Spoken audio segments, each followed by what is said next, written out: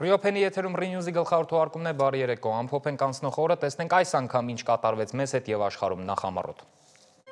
Թրամփի ճանապարհի մասին շատ կոնկրետ պայմանավորվածություններ այս պահին չկան, Փաշինյանի մեկնաբանությունները Ստրասբուրգից։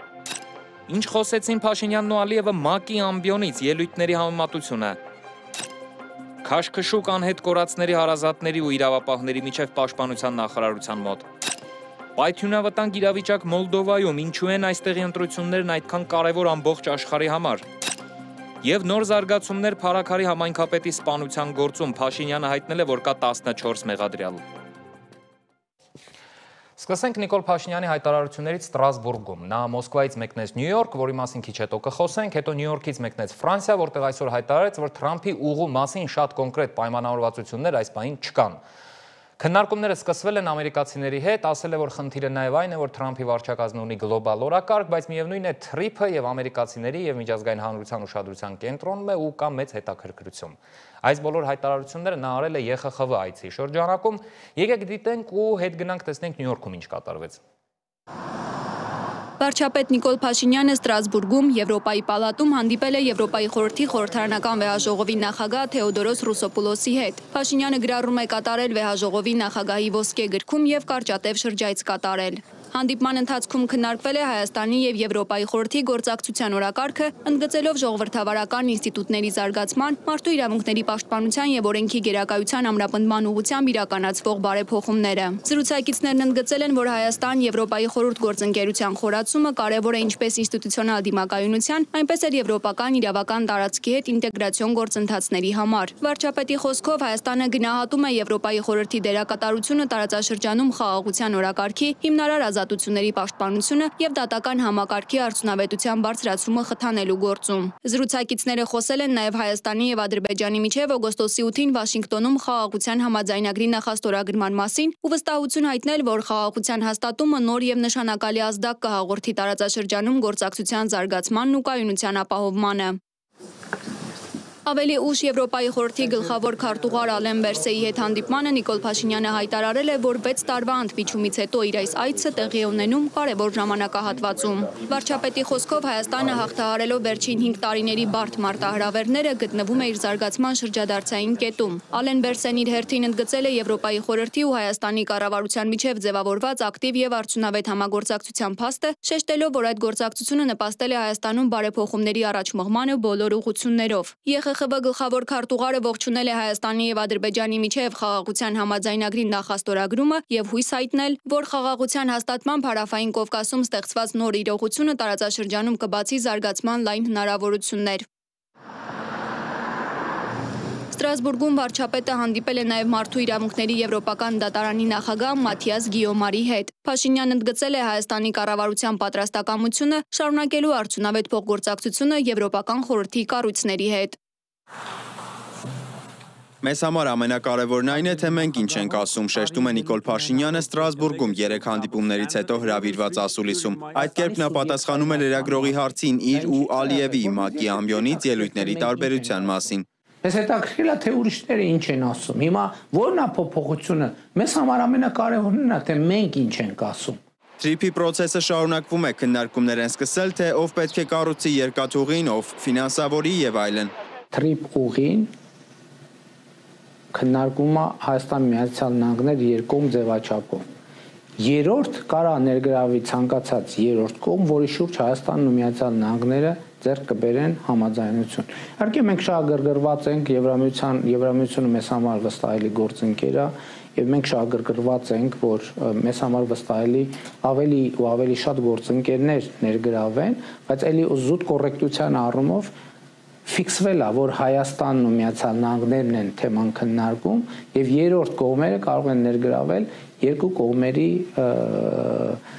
համաձայնության դեպքում։ 1 տարի 7 ամիս է ինչ Հայաստան-Ադրբեջան հրաձգությունների հետևանքով զոհեր չունենք, մտաբերում է Երրորդ հանրապետության ընթացքում նման դեպք երբեք չի եղել, բայց Նիկոլ Փաշինյանը չի նշում Սյունիքում գյուղերի վրա կրակոցների մասին, որոնց հետևանքով մեկի տանիքն է վնասվում, մյուսի պատուհանը եւ ինչ որ բարեբախտությամբ զոհեր չեն լինում։ Խաղաղության երևույթը մեզ համար անծանոթ է ըստ Փաշինյանի, դրա համար էլ կարծում ենք, որ խաղաղություն լինելու է, բայց ջուր, գազ, հագուստ չի լինելու։ Երրորդ հանրապետությունը, Հայաստանի Հանրապետությունը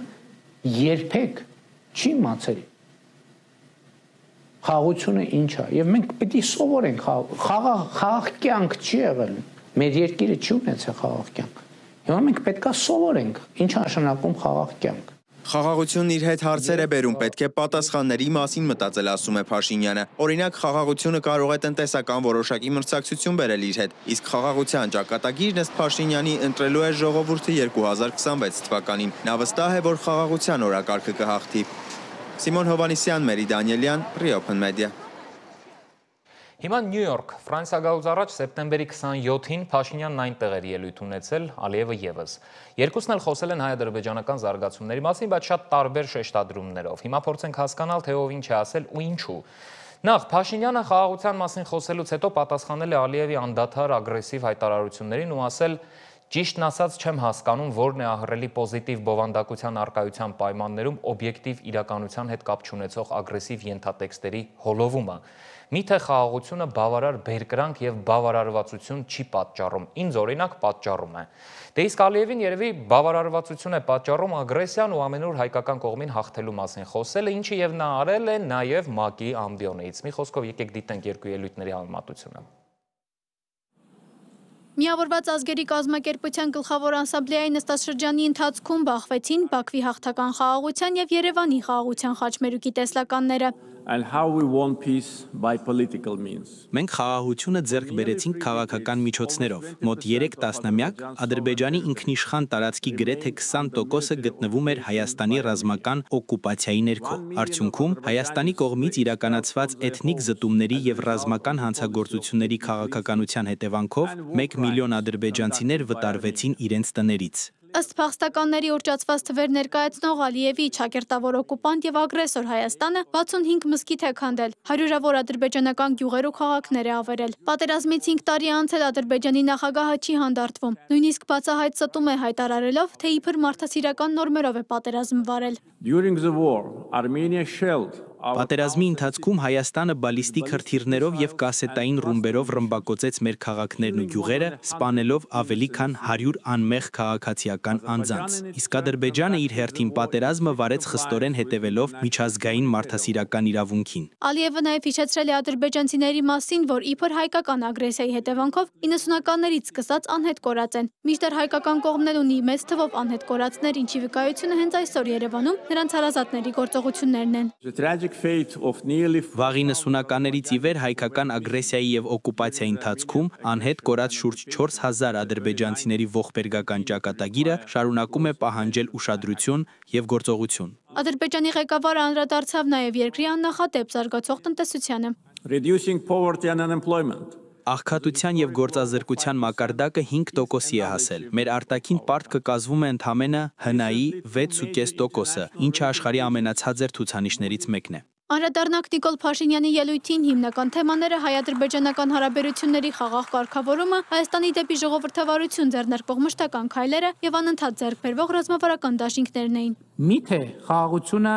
բավարար բերկրանք եւ բավարարվածություն չի պատճառում։ Ինձ օրինակ պատճառում է։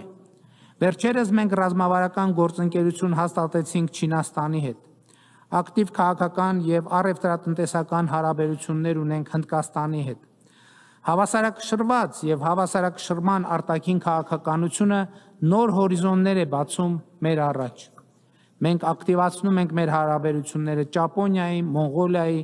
Մերձավոր Արևելքի, Կենտրոնական Ասիայի երկրների հետ։ Փաշինյանը հաստատեց, որ կողմերը հղումանելով Ալմա-Աթայի հռչակագրին ճանաչում են միմյանց տարածքային ամբողջականությունը, խորհրդային սահմաններով։ Նա նաև անդրադարձավ Բաքվից պարբերաբար հնչող այսպես կոչված Զանգեզուրի միջանցք արտահայտությանը։ Կարծում եմ իմաստ ունի, որ ադրբեջանցի գործընկերը սպարզաբանի, թե ինչ նկատի ունի այդ արտահայտությունը օգտագործելով, որովհետև հայաստանյան իրականության մեջ դա ընկալվում է որպես տարածքային պահանջ Հայաստանից եւ կոնֆլիկտային խոսույթի հետ է ասոցացվում։ Օգոստոսի 8-ի փաստաթղթերում մենք հստակ բովանդակություն եւ խոսույթ ենք համաձայնեցրել եւ այդ համաձայնություններին հավատարմությունը որևէ կերպ կասկածի տակ դնելը իմ նշած եւ կամ այս ամբիոնին հնչեցված այլ խոսույթներով հասկանալի չէ։ Փաշինյանը այս անգամ էլ չշրջանցեց Թավշյա հեղափոխության թեման, հպանցիկ անդրադառնալով անհետ կորածների ու գերիների հարցին։ Ավելին, ընդամենը մեկ նախադասություն ասելուց հետո կտրուկ անցում կատարեց լրիվ այլ թեմայի։ Չափազանց կարևոր է գտնվելու վայրը անհայտ անձանց ճակատագրի պարզաբանումը եւ երկարամյա կոնֆլիկտի բերումով անազատության մեջ հայտնված անձանց հարցի հասցեագրումը, որը նույնպես մեր ամենօրյա աշխատանքային օրակարգի մաս է։ Թրիփ ուղի ենթակառուցվածքային նախագիծը գործելու է Հայաստանի Հանրապետության տարածքով, Միացյալ Նահանգներ, Հայաստան երկկողմ ձևաչափով համաձայնեցված բիզնես մոդելով։ Իսկ իր ելույթի վերջում եւս մեկ անգամ հաստատեց 2026-ին վերընտրվելուց հետո Հայաստանին մեծ փոփոխություններ են սպասվում։ 2026 թվականի խորհրդարանական ընտրություններում ժողովրդի մանդատը եւս մեկ անգամ ստանալուց հետո կնախաձեռնենք համաժողովրդական հանրաքվե նոր սահմանադրություն ընդունելու համար, որի արդյունքում իշխանության բոլոր ճյուղերը եւ երկրում հաստատված իրավակարգը օրգանական կապով կկապվեն սահմանադիրի, այսինքն ժողովրդի հետ։ Երկու առաջնորդների տարբեր ելույթները ցույց տվեցին, որ խաղաղության շուրջ ընկալումները շարունակում են մնալ խորապես հակասական։ Անի Հովհաննիսյան, Reopen Media։ Իդեպ այս առիթով մի շատ կարևոր նրբության մասին Ալիևը վերջերս սկսել է օգտագործել հետևյալ արտահայտությունը Թրամփի ուղի, այսինքն թրիփ, որը կանցնի իր ասած Զանգեզուրի միջանցքով։ Սա շատ հետաքրքիր արտահայտություն է, որի մասին դեռ կարծում եմ մենք հաճախ կխոսենք, որովհետև սրա տակ շատ լուրջ շերտեր կան, թե ինչպես են իրենք պատկերացնում, ինչպես ենք մենք պատկերացնում, այստեղ ցավոք անհամատեղելի պատկերացումներ են, ինչևէ հիմա շարունակենք։ Այդ ընթացքում, քանի դեռ Ալիևը աշխարհին փորձում է համոզել, թե ինչ հումանիտար պատերազմ է սկսել, Փաշինյանն էլ խոսում է խաղաղության մասին, մեր պաշտպանության նախարարության մոտ տեղի է ունեցել քաշքշուկ անհետ կորածների հարազատների ու ռազմական ոստիկանության ծառայողների միջև։ Անհետ կորածների հարազատները պահանջում են հանդիպում զինված ուժերի գլխավոր շտաբի պետ Էդվարդ Ասերյանի, Արցախի պաշտպանության բանակի նախկին հրամանատար, ներկայում պաշտպանության նախարարի խորհրդական Կամո Վարդանյանի հետ։ Նախարարությունից սակայն պատասխանել էին, որ նախարարի տեղակալ Արման Սարգսյանը կարող է հանդիպել, այն էլ միայն 3 հոգու հետ, բողոքող հարազատներն ասում են, բախումները գերատեսչությունից արհեստականորեն ստեղծել են իրենց հավաքացրելու նպատակով, որովհետև խուսափում են հարցերին պատասխանելուց։ Անդրադառնալով փողոց փակելու որոշմանը, հարազատներն ասել են, որ դեռ սպասում են գուցե պաշտոնյաների ողջամտությունը արթնանա։ Մենք երեխեքի համար ենք անում։ Մեր երեխեքի ճակատագրի համար ենք անում, որ այսօր վադրությամբ այն կառույցը, որ այս երեխեքին զորակոչել է, տարել է բանենք, այսօր կատեգորիկ ձևով հրաժարվում է, ձեռները թափատվե, քաշվել է ղրաղ, ոնց որ ինքը ոչ եղել է, ոչ կա, ոչ ունի ինչ-որ մեզի բան ասելու, տարան, կոտորեցին, տարան, կորցրեցին, իմանալով անգամ տեղները չգնացին, հետևներից պատերազմի ժամանակ իմանալով այդ տղեկը որտեղ են թաքնված անտառներում, ոչ մի միջոց չձեռնարկեցին այդ տղեկին են, որ հլա անտառներում էին, որ գնային փրկեին, այդ վախտել չարեցին, դրա մասին հլա են թվերին հասվե, ոչ շի բան, կատեգորիկ, այս մարդկանց նպատակը երեխեքին կոտորելն ու երեխեքին ասենց ոչնչացնելն էր։ Ալիևի ագրեսիվ վարքն ամենուր է արտահայտվում, ոչ միայն ՄԱԿ-ում, նույնիսկ ԱՊՀ խաղերում։ Իր սիրելի երկաթե բռունցքը հայերին հաղթելու խորհրդանիշը, բացահայտ հայատյացությունը ադրբեջանցիները մտցրել են նույնիսկ այստեղ։ Խաղաղության, հաշտության, կողք-կողքի ապրելու նշույլ նույնիսկ չի նշմարվում, թեև իրենք ստացել են շատ ավելին, քան կարող էին պատկերացնել տարիներ առաջ։ Ադրբեջանի Գյանջա երբեմնի Գանձակ քաղաքում կայացած ԱՊՀ երկրների երրորդ խաղերի բացման հանդիսավոր արարողությունը մասնակի վերածվել է հակահայկական եւ ռազմատենչ ցույցի, ստվերելով սպորտային միջոցառման խաղաղասիրական ոգին։ Բեմադրության մեջ օգտագործվել են խորհրդանիշեր, որոնք ուղղակիորեն առնչվում են 2020 թվականի 44-օրյա պատերազմին եւ դրա հետևանքներին։ Մասնավորապես ցուցադրվել է Ադրբեջանի նախագահ Իլհամ Ալիևի հաճախակի հիշատակած երկաթե բռունցքի խորհրդանիշը, որը մարմնավորում է Ադրբեջանի ռազմական գործողությունները։ Սրան զուգահեռ բեմադրության մեջ իր տեղն է գտել նաև 44 թիվը, որպես հղում 44-օրյա պատերազմին, որն ուղեկցվել է թշնամու դեմ տարած հաղթանակի մասին խոսքերով։ Իրականում զավեշտալի կլիներ, եթե այդպես չլիներ, որովհետև Ադրբեջանի նախագահը անկախ նրանից, թե ինչ թղթի կտոր են նախաստորագրում կամ ինչ պաշտոնական հռետորաբանությամբ Հայաստանի իշխանությունը մեզ համոզում, որ խաղաղությունն է իբր, Ադրբեջանի նախագահը երբեք ոչ այդ փաստաթղթը ստորագրելուց առաջ, ոչ այդ փաստաթղթը ստորագրելուց հետո չի թաքցրել իր պլաները, իր դիրքորոշումը Ադրբեջանը չի դադարում նաև ռազմատենչ հայտարարություններ հնչեցնել, դրան զուգահեռ զորավարժություններ անցկացնել տարբեր երկրների զինված ուժերի հետ։ Գրեթե 4%-ով մեծացրել է հաջորդ տարվա իր ռազմական բյուջեն, ակտիվորեն զենքի գնման գործընթացի մեջ է։ Նման բեմականացումը ԱՊՀ շրջանակներում անցկացվող սպորտային խաղերի ժամանակ, որոնց հիմնական նպատակն է անդամ երկրների միջև բարեկամական հարաբերությունների ամրապնդումը, ընկալվում է որպես սադրիչ քայլ եւ հայերի արժանապատվության ոտնահարման քաղաքական շարունակություն։ Մասնագետների վկայությամբ այս ամենը փաստում է, որ պաշտոնական Բաքուն անգամ սպորտային հարթակներն օգտագործելով չի հրաժարվում Հայաստանի հետ լարվածության ու թշնամանքի պահպանման իր գործելավոճից։ Տեսնում ենք ինչ ինքնագոհ դեմքով է այդտեղ նստած Ադրբեջանի նախագահը կնոջ հետ եւ սիմվոլիզմը նրանում, որ Գյանջայից երեխաներ կան այդտեղ ներկա այդ բացմանը, որոնք ինչպես ներկայացվում է, դա պատերազմի ընթացքում այդ ռմբակոծված շենքերից կամ ծնողազուրկ երեխաներ են, այսինքն իրենք սիմվոլիզմը փորձում են ամենտեղ ներկայացնել եւ այս ամբողջ մոտակա 44 օրը մենք տեսնելու ենք, թե ինչպես են իրենք անընդհատ վերհիշեցնում 5 տարի առաջ տեղի ունեցողը, փորձում իրենց հասարակության մեջ նորից այդ էյֆորիան արթնացնել, այդ հաղթանակի զգացողությունը։ Հատկանշական է, որ Ադրբեջանը դեռևս ապրիլ ամսին պաշտոնական հրավեր էր ուղարկել Հայաստանին մասնակցելու սեպտեմբերի 28-ից հոկտեմբերի 8-ը կայանալիք խաղերին։ Հայաստանի կրթության, գիտության, մշակույթի եւ սպորտի նախարարը հայտարարել էր, որ մասնակցության վերաբերյալ որոշում կկայացվի, հաշվի առնելով բոլոր հանգամանքները, այդ թվում անվտանգային, սակայն Հայաստանն այդպես էլ չմասնակցեց այս միջոցառմանը։ Ընդ որում խաղերի անցկացման վայրերի ցանկում բացի Գանձակից եւ Լախից, Մինգեչաուրից եւ այլ քաղաքներից կազմակերպիչներն ընդգրկել էին նաև օկուպացված Ստեփանակերտը, թերևս ակնարկելու համար, որ հայերն այնտեղ կարող են լինել հյուրի կարգավիճակով։ ԱՊՀ խաղերը, որոնք ձևավորվել են Խորհրդային Միության փլուզումից հետո, նպատակ ունենալով պահպանել եւ զարգացնել անդամ պետությունների միջև հումանիտար եւ մարզական կապերը, մինչդեռ Ադրբեջանն այդ առիթն օգտագործում է ԱՊՀ խաղերի ոգուն հակասող տրամաբանությամբ, որևէ բարեկամական ժեստ կամ ակնարկ չհղելով անմիջական հարևանին։ Նարնե Ղուկասյան, Վարդան Պողոսյան, Reopen Media։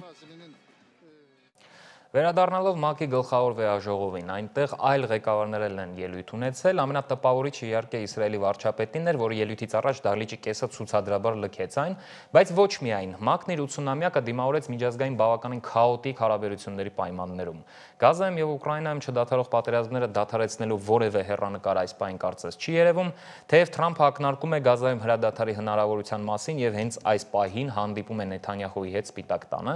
բայց ամենահետաքրքիրն ընդհանուր մթնոլորտն էր, որը տիրում էր ՄԱԿ-ի միջանցքներում այս կազմակերպության 80-ամյակին։ Աշխարհը միշտ էլ բաժանված է եղել ուժային տարբեր կենտրոնների միջև, պարզապես հիմա ընթանում է ուժային վերաբաշխում։ Կամ գուցե մեզ է թվում, որ այդպես է։ Ամեն դեպքում, օրինակ, մեր տարածաշրջանում անհավանական զարգացումներ են։ Հայաստանը հրաժարվում է Արցախից, բարեկամական ձեռք է մեկնում Թուրքիային, հաշտության ձեռք Ադրբեջանին, դժգոհում Բելարուսից, Վրաստանն էլ ըստ իրենց ընդդիմության հետ է գնում դեպի Ռուսաստան, իսկ մենք Եվրամիություն։ Ու այսպիսի տեկտոնական շարժերն ամենուր են։ Օրինակ, Սիրիայի այսօրվա նախագահը 3 ահաբեկիչ էր, Ուկրաինայի նախագահը տաղանդավոր երգիծաբան։ Դե իսկ այն, որ Ամերիկայի նախագահը մեկ ամսում 5 անգամ կշփոթի, թե ում միջև է խաղաղություն հաստատել, ընդամենը մի քանի տարի առաջ որևէ մեկից մտքով երևի դժվար անցներ։ Կարճ ասած, եկեք տեսնենք ՄԱԿ-ում ելով ինչ ասաց ու ինչու էր դա կարևոր։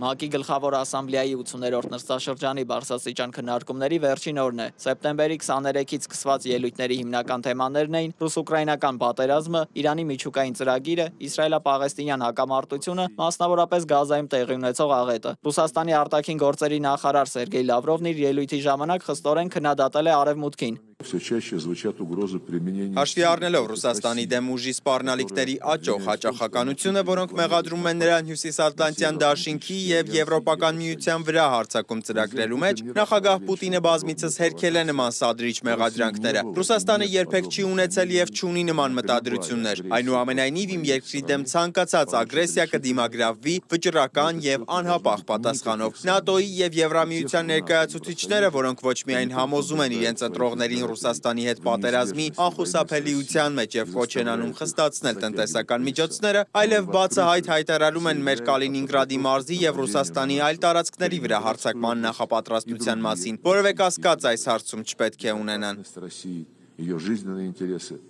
Եվրոպական խորհրդի նախագահ Անտոնիո Կոշտան իր հերթին մեղադրել է Ռուսաստանին ապակառուցողական գործողությունների համար եւ հայտարարել, որ Եվրամիության ճնշումները կշարունակվեն։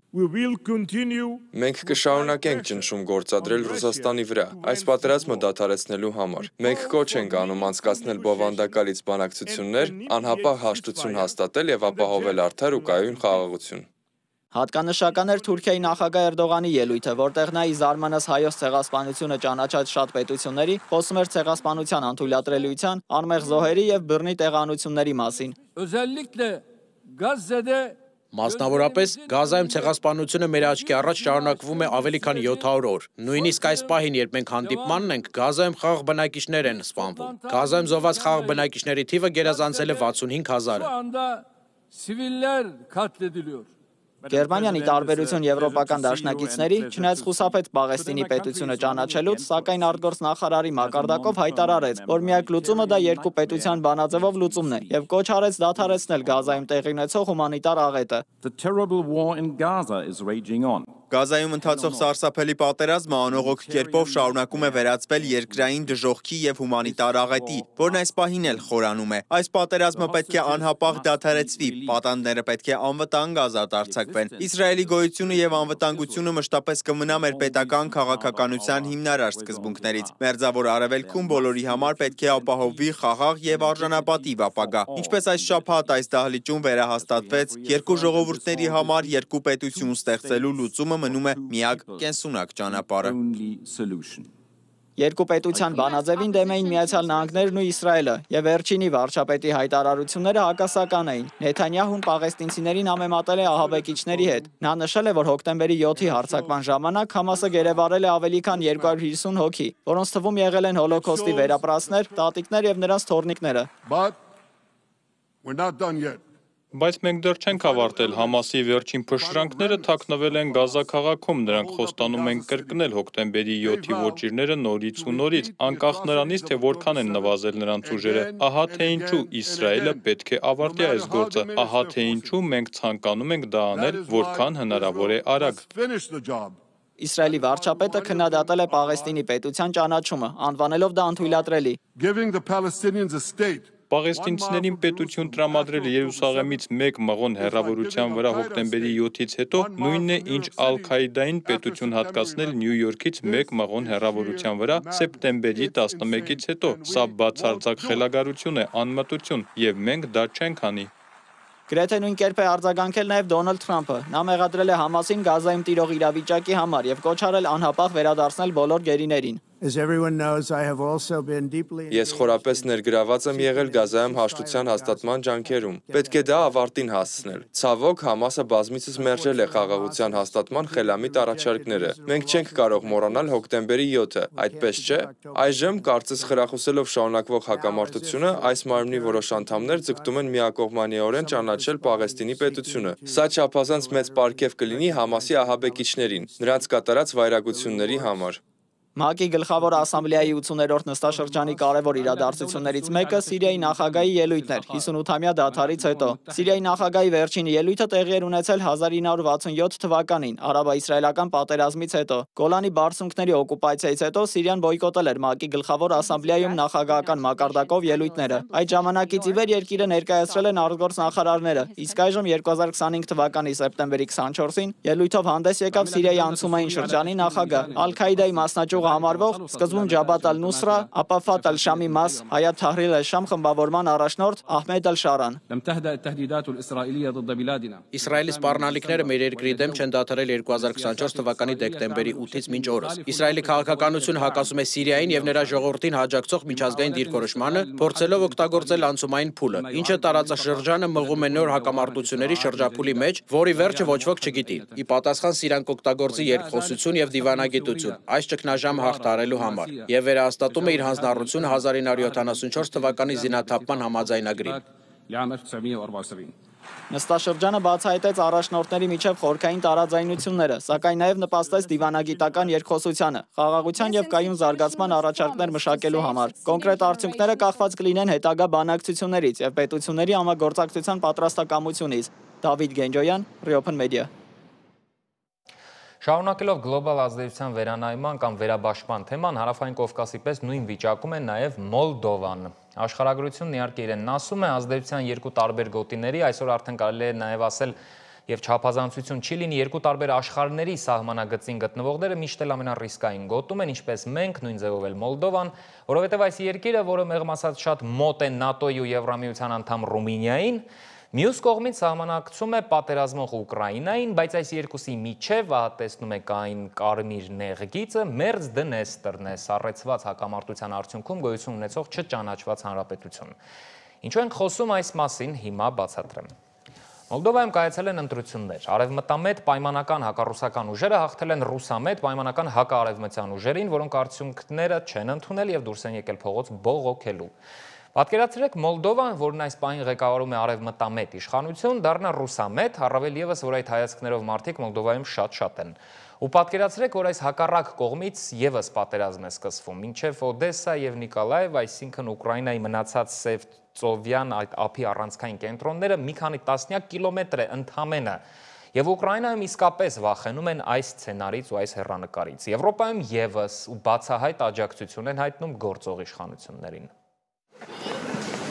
Մոլդովայի իշխող գործողություն եւ համերաշխություն կուսակցությունը սեպտեմբերի 28-ի խորհրդարանական ընտրություններում պահպանեց իր մեծամասնությունը, ստանալով մանդատ շարունակելու երկրի եվրոպական ինտեգրումը։ Այդ հաղթանակը կայացավ խորը քաղաքական ճգնաժամի պայմաններում։ Ընդդիմադիր ուժերի մի մասը հեռացվեց մարզապայքարից։ Քվեարկության օրը հնչեցին զանգվածային խախտումների մեղադրանքներ, իսկ երկիրը շարունակեց ապրել լուրջ աշխարհաքաղաքական պառակտում։ Մոլդովա,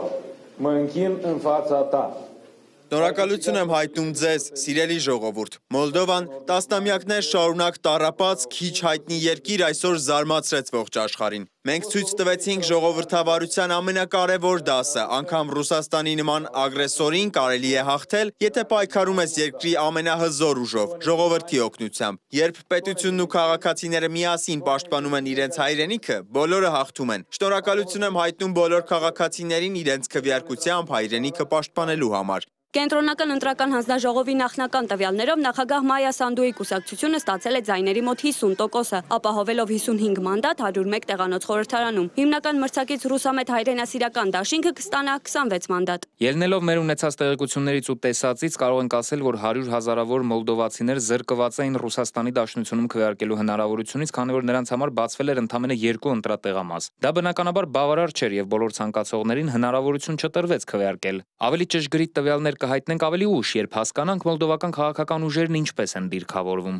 Ընտրությունների օրը բավականին լարված է անցել։ Իրավապահները հայտնել են ընտրողների դեպի արտերկրի տեղամասեր կազմակերպված տեղափոխելու բազմաթիվ դեպքերի մասին, որոնք իշխանությունները որակել են որպես ձայներ գնելու փորձ։ Իրավիճակն էլ ավելի է սրվել, երբ եվրոպական եւ ամերիկյան մի շարք քաղաքներում, Բերլինում, Բրյուսելում, Հռոմում, Բուխարեստում տեղակայված ընտրատեղամասերում ռումբերի մասին կեղծ ահազանգեր են ստացվել, ժամանակավորապես խաթարելով քվեարկության ընթացքը։ Մայա Սանդուն դիմել է ազգին խախտումների համար ուղղակիորեն մեղադրելով փախուստի մեջ գտնվող օլիգարխ Իլան Շորի հանցավոր խմբավորմանը։ Մոլդովան մեր երկիրն է, ոչ թե Շոր հանցավոր խմբավորման։ Ապացուցենք, որ մենք ավելի ուժեղ ենք, քան նրանց կեղտոտ փողերը։ Մենք արձանագրել ենք այսպես կոչված կարուսելի դեպքեր, երբ փորձում են մաքուր քվեաթերթիկը դուրս բերել ընտրատեղամասից, հետագայում այն վերադարձնել արդեն դրոշմված։ Արձանագրվել են նաև մի քանի դեպքեր, երբ Շոր խմբավորման ներկայացուցիչները փորձում են խաթարել քվեարկության ընթացքը, հատկապես այն տեղամասերում, որտեղ մասնակցությունը բարձր է։ Քվեարկության լեգիտիմությունը կասկածի տակ էր դրվել դեռևս ընտրարշավի ընթացքում։ Քվեարկությունից օրեր առաջ կենտրոնական ընտրական հանձնաժողովը հիմնվելով դատավճիռների վրա անօրինական ֆինանսավորման մեղադրանքով մրցավազքից հեռացրել էր երկու ընդդիմադիր Մեծ Մոլդովա եւ Մոլդովայի սիրտ կուսակցությունների, վերջինը գլխավորում է Գագաուզիայի ինքնավար մարզի նախկին ղեկավար Իրինա Վլախը եւ համարվում է հայրենասիրական դաշինքի առանցքային ուժը։ Ընդդիմությունն այս քայլը որակեց որպես քաղաքական հաշվեհարդար եւ անհարմար մրցակիցներից ազատվելու փորձ։ Այս ընտրությունների ելքի վրա վճռորոշ ազդեցություն ունեցան մոլդովական Սփյուռքի քվեարկությունը, որը հստակորեն ցուցադրեց մոլդովական հասարակության աշխարհաքաղաքական պառակտումը։ Բերլինում եւ եվրոպական այլ մայրաքաղաքներում հավաքված մոլդովացիները քվեարկում էին հանուն Եվրամիությանն ինտեգրվելու եւ բարեփոխումները շարունակելու։ Հենց նրանց աննախադեպ ակտիվությունն ապահովեց իշխող կուսակցության վերջնական հաղթանակը։ Ես եկել եմ քվեարկելու, քանի որ կարծում եմ դա կարևոր է եւ ինձ համար եւ իմ երկրի համար, որպեսզի յուրաքանչյուր քաղաքացի քվեարկի իր նախընտրած ուժի իր ապագայի համար եւ կարծում եմ հենց դա էլ մենք արեցինք։ Այսօրվա իրականության մեջ շատ կարևոր է քվեարկել, որովհետև իմ կարծիքով հակառակ դեպքում կարող է պատերազմ լինել։ Ես ապրել եմ Ուկրաինայում եւ չեմ ուզում, որ այդ իրավիճակը տարածվի Եվրոպայում։ Այսօր մենք քվեարկում ենք մեր երկրի բարեկեցիկ ապագայի համար։ 2021-ին հաղթեցինք, այս տարիներին առաջընթաց ենք գրանցել, իսկ հիմա վերջին քայլն է, կրկին հաղթելու եւ Եվրամիության ինտեգրվելու համար։ Քանի որ իմ երկիրը մի քիչ աղքատ է, ուզում եմ ավելի լավ ապագա եւ ավելի լավ կյանք բոլորի համար, ոչ միայն մեզ, որոնք արտերկրում են։ Մինչդեռ Մոսկվայում հարյուրավոր մարդիկ հերթ էին կանգնել դեսպանատան մոտ, հիմնականում իրենց ձայնը տալու ռուսամետ ուժերին դժգոհելով Սանդուի կառավարության սոցիալական քաղաքականությունից եւ պնդելով, որ երկրի ապագան Ռուսաստանի հետ է։ Մոնիկա Հայրոյան, Reopen Media։ Մոլդովան իսկապես բավականին աղքատ երկիր է եւ այնտեղ գլխավոր խնդիրներից մեկը պետական պարտքն է, ճիշտ ինչպես մեզ մոտ։ Հայաստանում եւս այն աճում ու աճում է, մինչեւ ուր փորձել է պարզել Աննա Հարությունյանը։ ՄԱԿ-ի գլխավոր ասամբլեայի 80-րդ նստաշրջանում հաղթական հռետորաբանությամբ ելույթում Ադրբեջանի նախագահ Իլհամ Ալիևը հպարտանում էր իր երկրի տնտեսական ցուցանիշներով, մասնավորապես որ Ադրբեջանի արտաքին պարտքը ՀՆԱ-ի ընդամենը 6.5%-ն է։ Ադրբեջանը ընդգծելով իր հիմնական ակտիվները որպես առանցքային ուժեղ կողմեր ստացել է ներդրումային բարենպաստ վարկանիշ։ Սա հաստատում է երկրի տնտեսական կայունությունը, խիստ ֆինանսական կարգապահությունը եւ ներդրումային բարենպաստ միջավայրը։ Ադրբեջանի արտարժույթի պահուստները մոտ 16 անգամ գերազանցում են նրա արտաքին պարտքը։ Այս ֆոնին Հայաստանում տնտեսական քննարկումները կենտրոնացած են բոլորովին այլ խնդրի՝ պետական պարտքի աննախադեպ աճի վրա։ Միայն այս տարվա առաջին 8 ամիսներին պետական պարտքն ավելացել է մոտ 1.3 միլիարդ դոլարով, գերազանցելով 14 միլիարդի շեմը։ Պարտքի միջին տոկոսադրույքը 4.9%-ից հասել է 7.3%-ի, ինչը նշանակում է տարեկան 100 միլիոնավոր դոլարների լրացուցիչ բեռ բյուջեի վրա։ Հենց այնպես չեն տալիս երկրին եւ դրա դիմաց դու վճարում ես տոկոսներ, իսկ վերջին շրջանում Հայաստանի Հանրապետության պետական պարտքի ավելացմանը զուգահեռ ոչ միայն համարժեք ավելանում է տոկոսները, այլ տոկոսային բեռն ավելանում։ Հաջորդ տարվա պետական բյուջեի նախագծում 1 միլիարդ դոլարից ավել միայն վարկի նախորդ տարիներին վերցրած վարկի մենք սպասարկումն ենք իրականացնելու։ Ըստ մասնագետների ֆինանսների կառավարման խորքային խնդիրը ծախսերի անարդյունավետությունն է, ինչը հատկապես տեսանելի է պետական գնումների ոլորտում։ Թադևոս Ավետիսյանը պնդում է, որ մրցույթային գործընթացներից հրաժարվելով եւ մեկ անձից գնումներ կատարելով, պետությունը կորցնում է ավելի ցածր գնով ավելի լավ որակ ստանալու հնարավորությունը։ Ըստ նրա, մինչև վերջերս պարտքը գերազանցում էր ՀՆԱ-ի 60%-ի վտանգավոր շեմը, սակայն իրավիճակը ժամանակավորապես բարելավվել է ռուս-ուկրաինական պատերազմի պարագայում։ Դրամի գերարժևորումը միաժամանակ վիճակագրորեն նվազեցրեց պարտքի դրամային չափը եւ մեծացրեց ՀՆԱ-ն ստեղծելով կարճաժամկետ բարենպաստ պատկեր, սակայն ըստ տնտեսագետի երկիրը կանգնած է նոր մտահոգիչ դինամիկայի առաջ։ 2024 թվականը մենք փակել ենք ոչ թե նախորդ տարիների նման այսպես 12-13%-անոց աճով, այլ դրա նույնիսկ կես չափով 2025-ը նորից ավելի ցածր է աճի տեմպը 2 անգամ գրեթե քան պետական պարտքի աճի տեմպը, այսինքն տնտեսությունը աճում է գրեթե 2 անգամ ավելի դանդաղ, քան պարտքը, բայց դեռ այն կուտակած հնարավորությունը կա, որ մենք այսպես լավացրել ենք պարտքի հարաբերակցությունը, իսկ եթե դա այսպես մսխեն, այս զարգացումներով, նորից կհայտնվենք նույն տեղում։ Իհարկե մեր մոտ դոլարային պետական պարտքը բավականին աճել է, սակայն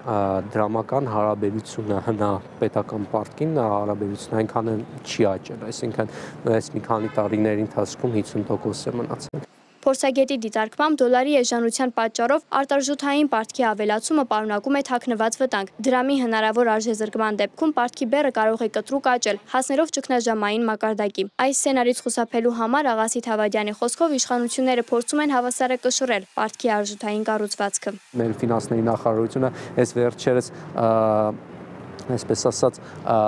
ավելի հավասարազոր կշռել է պարտքի, եթե առաջի 20%-ն ընդամենը դրամական պարկ 2018 թվականին։ Այս պահին 50%-ը դրամական է, 50%-ը դոլարային է, որ ասենք փոխարժեքային ռիսկի իրականացման պարագայում, որ այս պահին չեմ տեսնում այդ հավանականությունը ես, բայց այդ ենթադրյալ սցենարի դեպքում ոչ թե 50%, ոչ թե 70% կլինի, որը կատաստրոֆի կարող է լինել Հայաստանի Հանրապետության համար, այլ կլինի 60%։ Ֆինանսական ամենակարևոր ռեսուրսը, որ պետք է լինի եւ կայուն ֆինանսավորի ծախսերը, դա խելամիտ հարկաբյուջետային քաղաքականությունն է։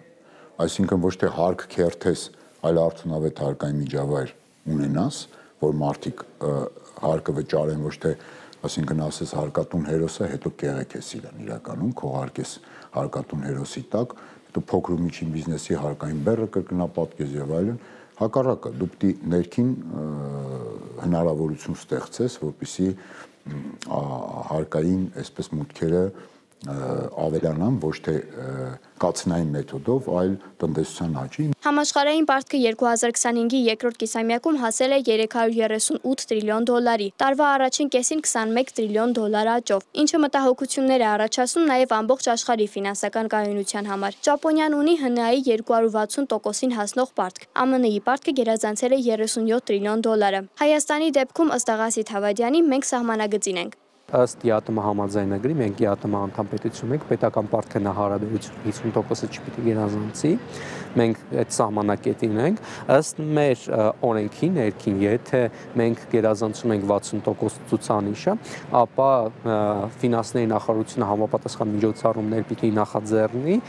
ծախսերը կրճատելու համար։ Մենք դեռևս սրան չենք հասնել, բայց իհարկե ռիսկը կա։ Փորձագետը զգուշացնում է խնդիրները լուծելու համար պետական պարտքին ապավինելը պետք է լինի վերջին, այլ ոչ թե առաջին քայլը, հատկապես երբ դրա սպասարկման ծախսերը բյուջեի վրա ավելի ու ավելի են ծանրանում։ Սակայն պետական ֆինանսների կառավարման կարևոր խնդիրներից է միջոցները արդյունավետ ծախսելու անկարողությունը։ Մենք տեսնում ենք, որ ասենք հատկապես IT ոլորտի, ռազմական ոլորտի ծախսերը չեն կատարվել, այսինքն օրինակի համար ռազմական ոլորտի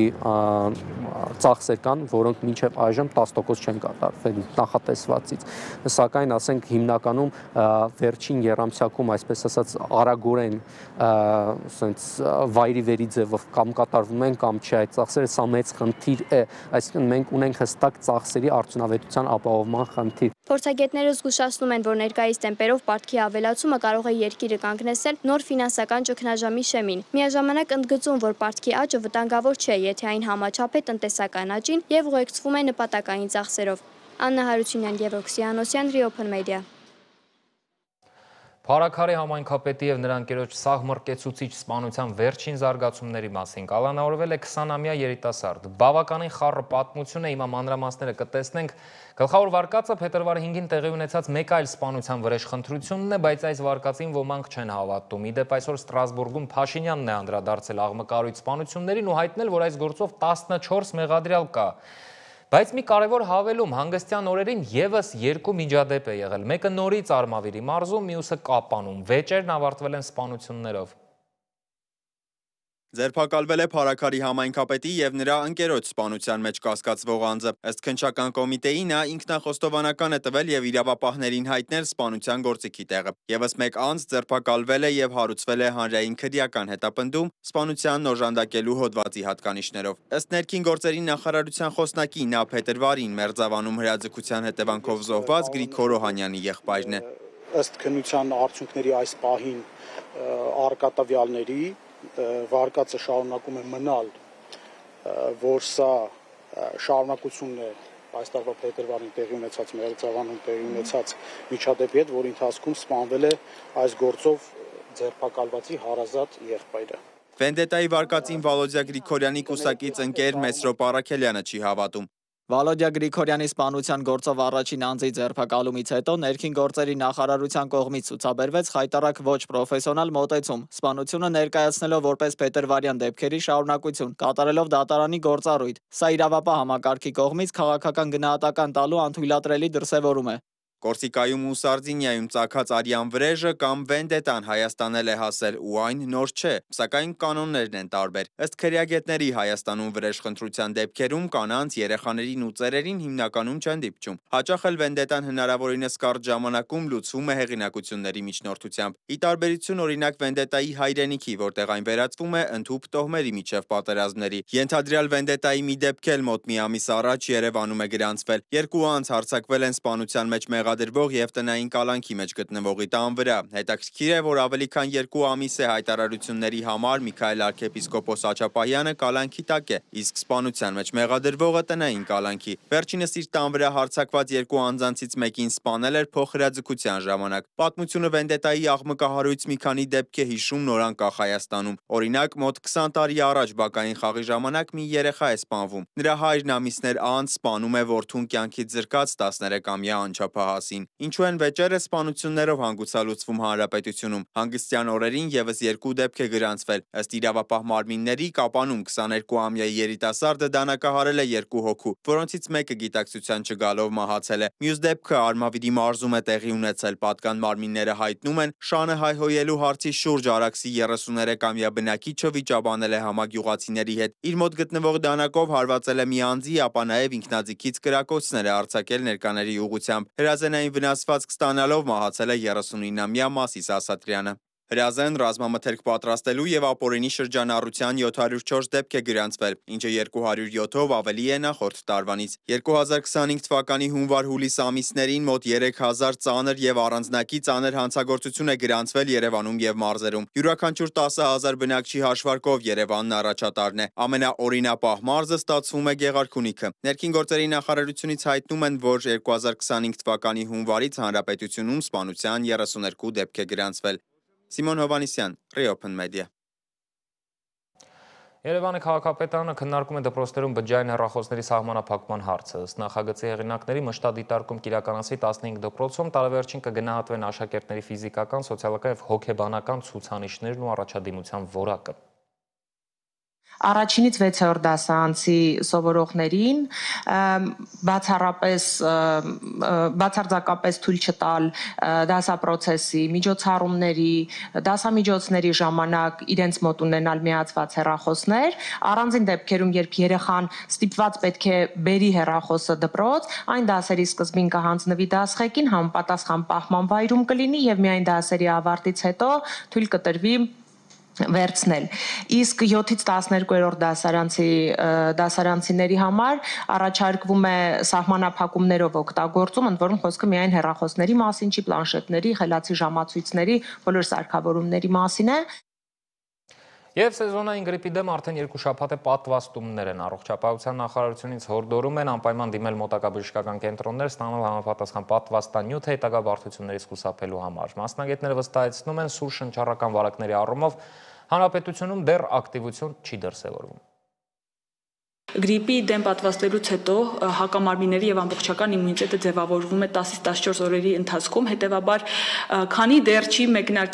չեն շրջանառում գրիպի շրջատիպերը, գրիպը չի շրջանառում Հայաստանի Հանրապետությունում, ունենք լավ հնարավորության պատուհան ստանալ գրիպի դեմ պատվաստումը, քանի դեռ սեզոնը չի ուժ գնացել։